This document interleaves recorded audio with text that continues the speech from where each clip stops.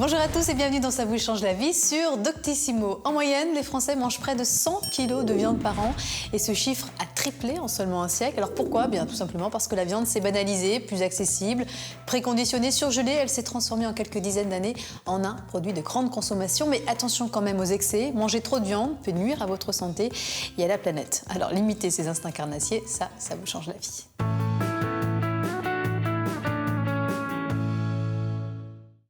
Une bonne côte de bœuf, un tartare appétissant, des côtelettes charnues. Rien que d'en parler, je sais, ça vous fait saliver. Mais rassurez-vous, je ne vous dis pas non plus d'arrêter complètement de manger de la viande. Au contraire, puisqu'elle est très riche en protéines.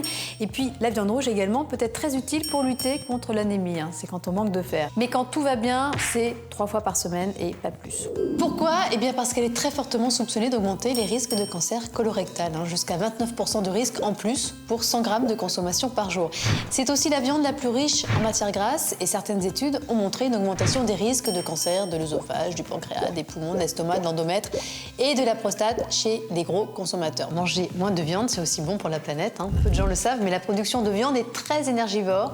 Pour vous donner une idée, produire 1 kg de viande de veau rejette environ la même quantité de gaz à effet de serre qu'un trajet en voiture de 220 km. Voilà, je vous ai fait un peu culpabiliser, mais ça fait quand même réfléchir.